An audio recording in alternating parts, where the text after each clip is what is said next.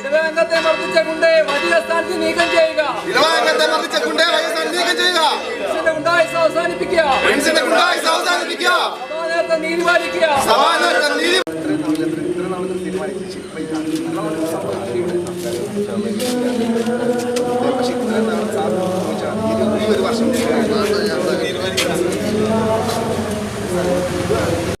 ഞങ്ങളെ മർദ്ദിക്കാനായിട്ട് ഞങ്ങളെ ഇത് ചെയ്യാനായിട്ട് കൊണ്ടുവന്നിരിക്കുകയാണ്.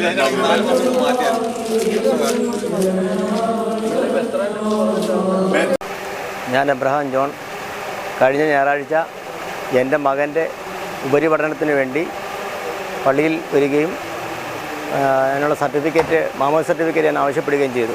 അത് തരാമെന്ന് വികാരിയും അഡ്വോക്കേറ്റ് കമ്മിറ്റിയും തരാമെന്ന് പറഞ്ഞെങ്കിലും ഇവിടെ വന്നപ്പോൾ അവർ പറയുന്നത് നിങ്ങൾ ഇതിനുള്ള അപേക്ഷ എഴുതി നൽകണമെന്നാണ്. ഇതുവരെ ഒരു പൊതുയോഗമോ ഒരു മാനേജിംഗ് കമ്മിറ്റിയോ അപേക്ഷ മേടിച്ചുകൊണ്ട് ഒരു സർട്ടിഫിക്കറ്റ് നൽകാനായിട്ട് തീരുമാനം എടുക്കാത്ത സാഹചര്യത്തിൽ അവർ സർട്ടിഫിക്കറ്റ് എഴുതി വെക്കുകയും പക്ഷേ അച്ഛൻ അതിനകത്ത് ഒപ്പിടാൻ വിസമ്മതിക്കുകയും ചെയ്തു.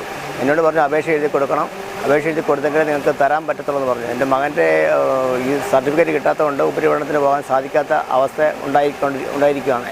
അതിനെ ചോദ്യം ചെയ്ത PC ജോർജ് സഭയുടെ ഇടവകയുടെ ട്രസ്റ്റിയായിട്ടിരുന്ന ആളാണ്. പുള്ളി ഇത് ചോദ്യം ചെയ്യുകയും പുള്ളിയെ നീ ആരാടാന്ന് ചോദിച്ചുകൊണ്ട് പുള്ളിയെ പിടിച്ച് തെള്ളുകയും പുള്ളിയുടെ കൈയെല്ലാം മുറിച്ച് അത് പോലീസ് കേസ് ആയ സാഹചര്യം ഉണ്ടാകുകയാണ്.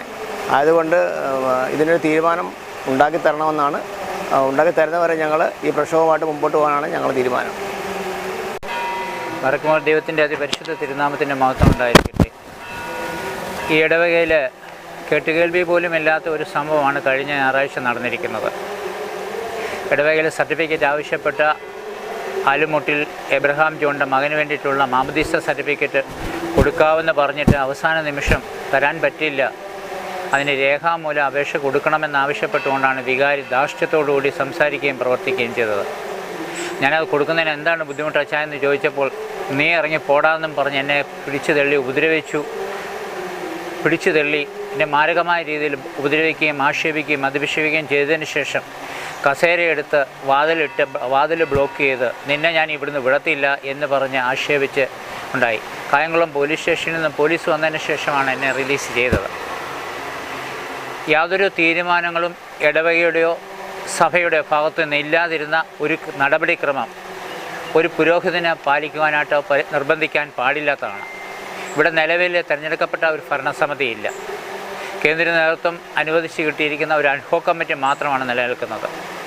ഇവിടെ പ്രധാനപ്പെട്ട പല വൈദികരും ഇവിടെ ശുശ്രൂഷ നടത്തിയിട്ടുണ്ട്. അവരൊന്നും പാലിക്കാതിരുന്ന ഇതേപോലുള്ള കർശനമായ ആവശ്യങ്ങൾ ഈ വൈദികൻ പാലിക്കുമ്പോൾ ഒരു കാര്യം പ്രത്യേകമായിട്ട് ചിന്തിക്കേണ്ടത്, കഴിഞ്ഞ വർഷം നവംബർ മാസം ഇദ്ദേഹത്തെ ആരോപണങ്ങളുടെ അടിസ്ഥാനത്തിൽ ഇവിടുന്ന് മാറ്റം ചെയ്യപ്പെട്ടുള്ള വൈദികനാണ്. പിന്നീട് അദ്ദേഹത്തെ വീണ്ടും ഇവിടെ പ്രശ്നങ്ങൾ ഗുരുതരമാക്കുന്നതിന് വേണ്ടിയിട്ട് കൊണ്ടുവന്ന് ഈ ഏപ്രിൽ മാസം 13-ാം തീയതി വീണ്ടും നിയോഗിച്ചു. ധാർഷ്ട്യത്തോടും അഹങ്കാരത്തോടും പൗരോഹിത്യത്തിൻ്റെ അന്തസ്സത ചോർന്ന രീതിയിലാണ് അദ്ദേഹത്തിൻ്റെ പ്രവർത്തനങ്ങളും കാര്യങ്ങളും. ഞങ്ങൾക്കൊന്നേ പറയാനുള്ളൂ, വിശുദ്ധ ബലി അർപ്പിക്കാനുള്ള യോഗ്യത അദ്ദേഹം സ്വയമായി നഷ്ടപ്പെട്ടിരിക്കുകയാണ്. അതുകൊണ്ട് സഭാ നേതൃത്വം പല പരാതികളും സമർപ്പിച്ചിട്ടും മിണ്ടാനയം സ്വീകരിക്കുന്ന സഭാ നേതൃത്വം അടിയന്തരമായിട്ടും ഇദ്ദേഹത്തെ ഇവിടുന്ന് നീക്കം ചെയ്യണമെന്നും ചെയ്തില്ലെങ്കിൽ ഞങ്ങൾ സമരപരിപാടികൾ കർശനമായിട്ടും ശക്തമായ രീതിയിൽ തുടർന്നു പോകുമെന്ന് ഞങ്ങൾ പറഞ്ഞുകൊണ്ട് ഞാൻ എൻ്റെ വാക്കുകൾ നിർത്തുന്നു.